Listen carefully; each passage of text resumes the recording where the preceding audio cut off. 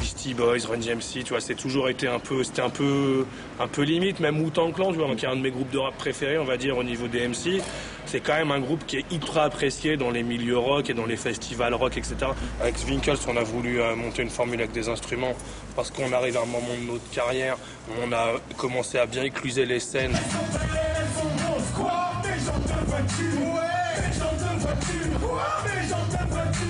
On essaye de pas perdre non plus la vibe hip-hop dans ce qu'on fait, tu vois, exactement. On essaie vraiment de jouer plutôt lent, jouer assez crunch, avec des passages hard rock évidemment, parce qu'on en profite, mais... Je suis tombé sur un concert des Beastie Boys un jour, avec Mixmaster Mike.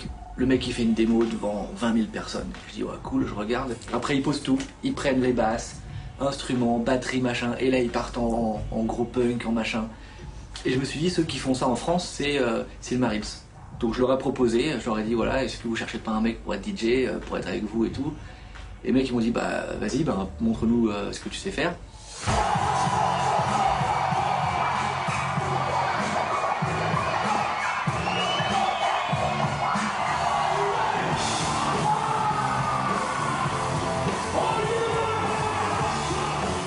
On était un peu au creux du rap, je pense, à cette époque-là, c'était en 2000. Moi j'identifie ça à 2000. L'habitude de dire que, à mon avis, ça a pris corps 2000-2001 avec la mixtape Entre de la folie que j'ai réalisé avec Tequila.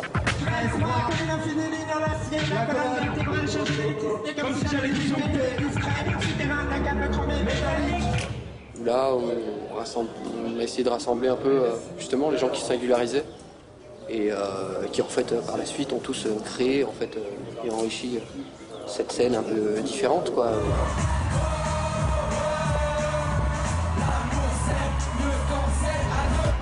Moi je pense que c'est bien qu'il y ait aussi ce côté-là et qu'après chacun choisisse ce qu'il a envie de choisir pour écouter ou pour pouvoir se sentir TTC.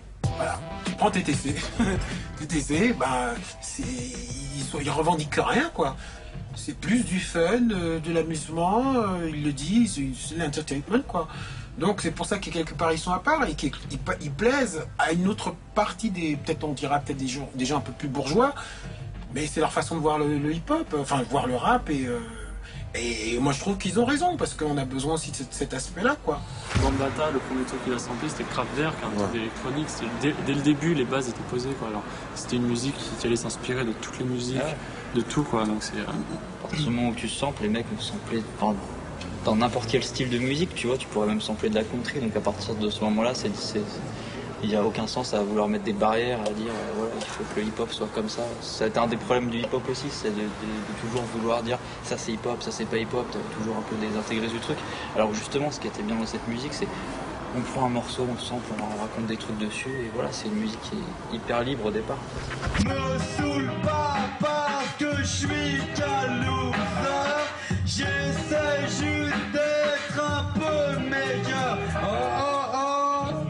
C'est normal qu'il y ait des trucs comme La Rumeur, tu vois, qui sont hyper engagés, c'est bien, et c'est normal qu'il y ait des trucs plus légers, comme ce qu'on peut faire parfois sur Code D7, ou tout ça, ça se complète en fait, c'est un grand courant. Les gars, les gros rappeurs et tout, ils respectent des projets comme les nôtres, les gars qui tournent, etc. Ceux qui comprennent moins, c'est le public un peu, tu vois, qui suit un peu les tendances, etc. Genre, il y a un moment où ce qui compte aussi, c'est d'être vrai envers soi-même et d'être authentique, tu vois. Avec nous, pas d'accord, vous avez une sorte. Avec nous, allez décrier, bordel.